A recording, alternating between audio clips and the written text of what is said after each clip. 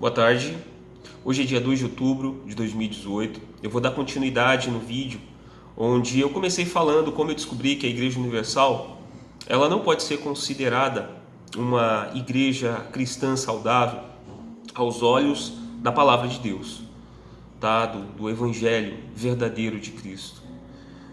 Eu peço que você que vai assistir esse vídeo entenda uma coisa, eu não estou fazendo os vídeos com o sentimento de vingança e tampouco querendo denegrir a imagem dos membros da Igreja Universal, obreiros.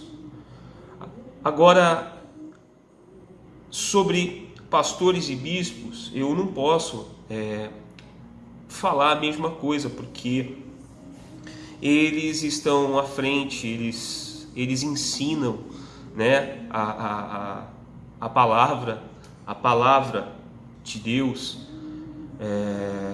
de acordo com aquilo que eles recebem, com a orientação que eles recebem, tá bom?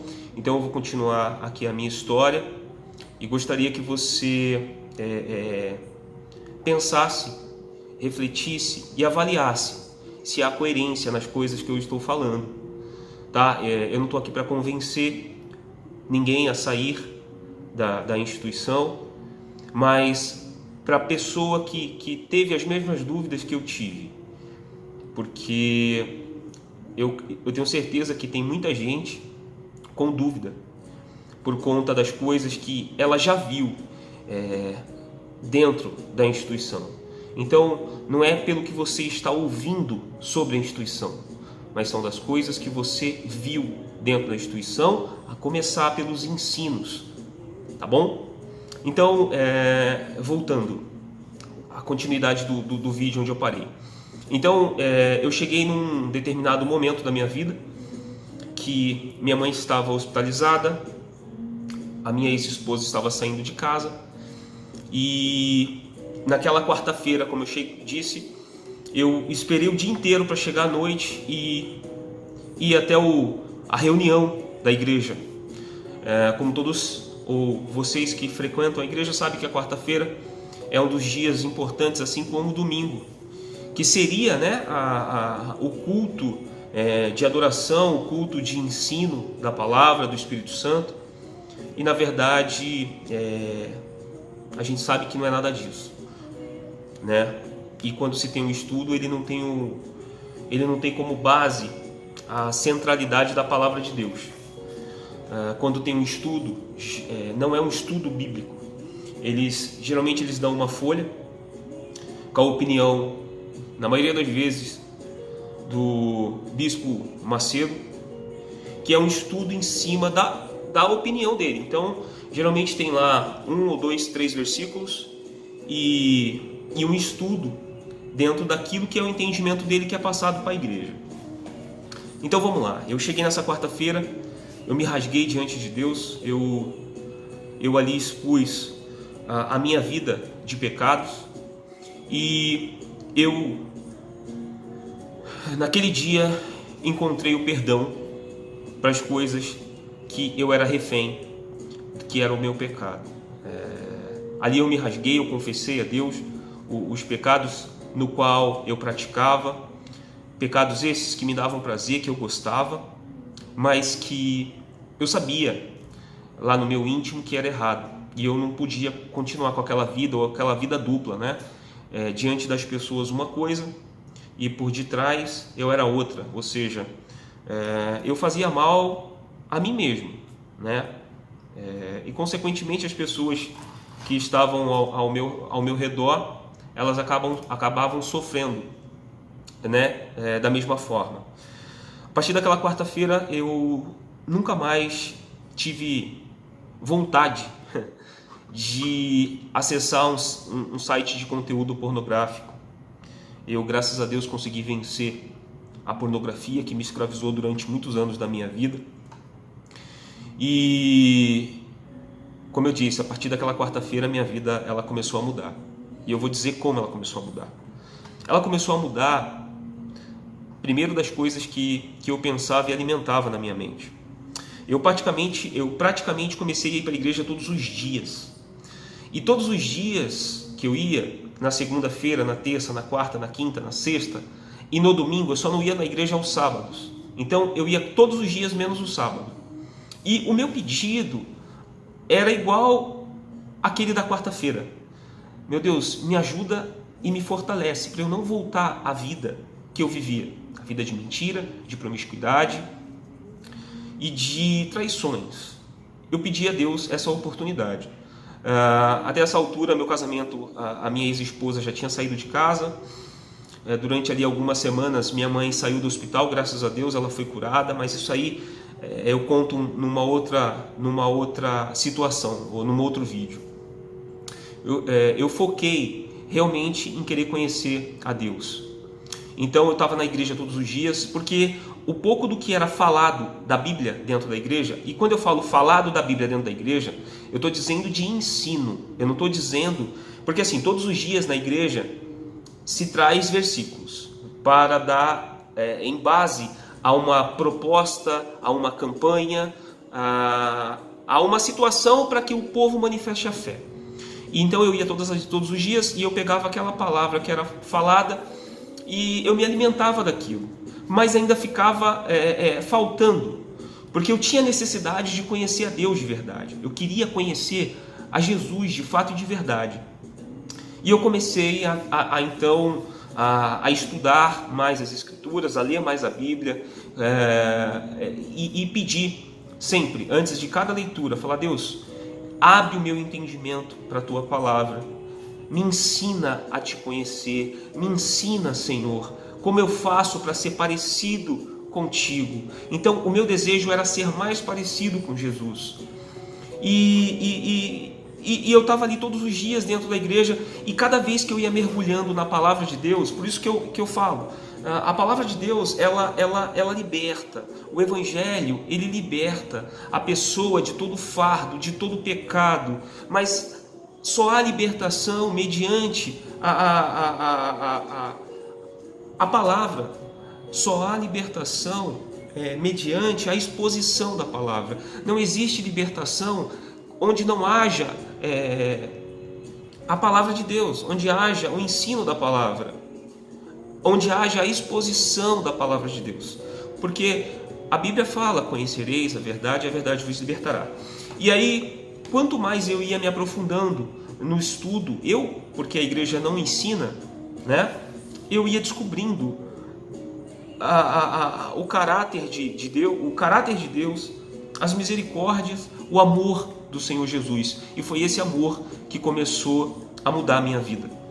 Então eu comecei, na ausência do ensino da palavra, eu comecei a pegar pregações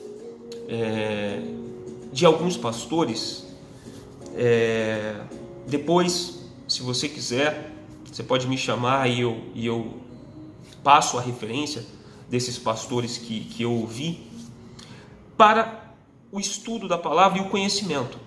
Então, quanto mais eu buscava na palavra de Deus as respostas às minhas dúvidas, e eu ouvia as pregações de ensino, aquilo ia me fortalecendo, e ia me fazendo conhecer mais a Deus, mais ao Senhor Jesus, e eu estava descobrindo o que estava acontecendo comigo, porque eu tive um encontro com um homem que mudou a minha vida, que foi o Senhor Jesus. O Senhor Jesus, ele entrou na minha vida e ele mudou a minha história em um antes e um depois.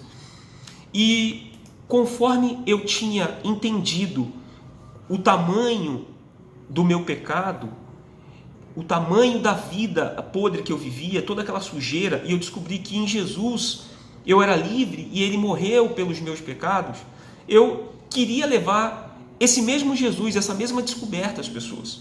E com isso, dali 2 semanas, 3 semanas, a partir daquela quarta-feira, eu me engajei num grupo de evangelização e rapidamente eu estava num grupo que ele era voltado para o trabalho social, que é o grupo Agente da Comunidade. Então eu estava já ingressado dentro desse grupo Agente da Comunidade, no trabalho que se fazia, E quando não tinha eventos do agente da comunidade, o grupo, nós íamos para determinados bairros evangelizar, convidar as pessoas a irem à igreja, né? E passado um tempo, alguns meses, eu mais envolvido dentro do trabalho social ali, do grupo agente da comunidade, e descobrindo o Evangelho de Cristo, a palavra de Deus, aquilo começou a me gerar confrontos do que eu ouvia dos bispos e pastores falando ali naquele altar da Universal, e um pouco contrário ao Evangelho de Deus. E aí é uma luta dentro, porque até então eu não tinha o conhecimento, ou eu não saberia e não sabia explicar o porquê a igreja não era uma igreja saudável. Porque vinha na minha cabeça, caramba, minha mãe foi curada, minha mãe nunca mais teve o problema que ela tinha da epilepsia, ela foi curada, de verdade. E então era um conflito, sobre o que eu estava ouvindo, que vinha do altar, com aquilo que eu estava aprendendo com a palavra de Deus. E isso foi durante um bom tempo. E todas as vezes que aí eu comecei quando era pregado alguma coisa, aqueles versículos soltos, isolados, para dar embasamento num propósito que vinha, que a igreja vive de propósito, eu comecei a buscar o contexto do que era falado. E eu percebia que todas as vezes, não é algumas vezes, era todas as vezes, não tinha nada a ver com o que eles estavam falando, que era para você mostrar para Deus a sua fé, para você mostrar para Deus que você não estava preso às coisas desse mundo aqui, ou às preocupações desse mundo, através de uma oferta, seja uma oferta alta, uma oferta que fosse o seu tudo, que fosse o seu máximo, mas que sempre nós precisaríamos demonstrar a nossa fé através dos propósitos da igreja. E chegou um momento que isso ficou insustentável para mim, porque eu havia sido liberto pela palavra, e a palavra que não era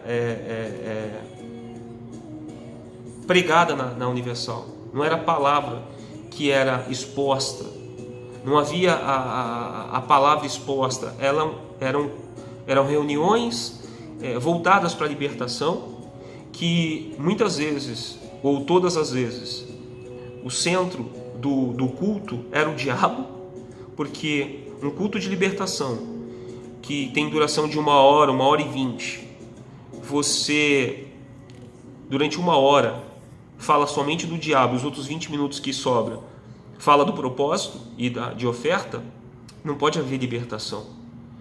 Então não há exposição da palavra, a palavra não é exposta, consequentemente a libertação, ela não é uma libertação verdadeira. Por que eu posso afirmar isso? Primeiro, eu vivi dentro da Igreja Universal dos 11 até os quase 36, não, pouco mais de 36 anos. Então eu vivi dos 11 aos 36. E eu tive muitos momentos com Deus. E desses muitos momentos, em nenhum deles houve conversão. Eu nunca me converti de verdade. Havia a convenção, eu era convencido de que eu era pecador, mas a conversão não, eu era convencido. Então, quando você errava de uma forma, um pecado que você confessava ali a Deus, você tinha que demonstrar, nós teríamos que demonstrar o nosso arrependimento diante de uma oferta, né? Para falar para Deus o seguinte: ó Deus, eu estou arrependido do meu pecado, e prova do meu arrependimento é essa oferta aqui de coração. Então eu justificava a minha fé, eu justificava a minha crença no valor da oferta que eu colocava. Quanto maior a oferta que se coloca, mais fé você está demonstrando. É isso que a Igreja Universal ensina. Então, o sacrifício de Jesus, ele não é suficiente, porque Não basta eu crer no sacrifício de Jesus, não basta eu crer que o Senhor Jesus morreu naquela cruz pelos meus pecados, e basta eu crer no sacrifício de Cristo e viver em obediência à palavra dele para que os meus pecados sejam perdoados. Eu tenho que manifestar a fé ainda e colocar uma oferta para poder mostrar para Deus que eu creio nele. E isso era muito contraditório, porque o Evangelho não é isso. E aqui eu quero deixar muito claro, eu não estou falando aqui de igreja, eu estou falando de exposição da palavra, do Evangelho.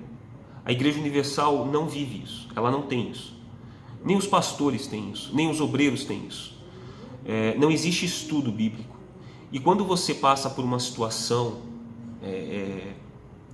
difícil, na Igreja Universal você é levado a manifestar fé. Se você está vivendo um momento financeiro difícil, um momento de saúde, um familiar precisando ser liberto, e principalmente por tudo que é dito, campanhas, a dita fogueira santa, que de santa não tem nada. A fogueira santa é uma mentira. A fogueira santa é uma aberração. E é uma aberração diante de Deus.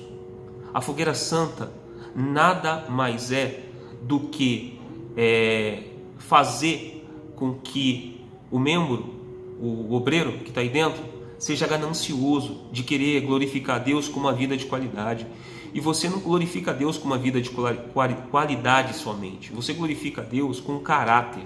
Você glorifica a Deus com seu testemunho de conduta moral, ética.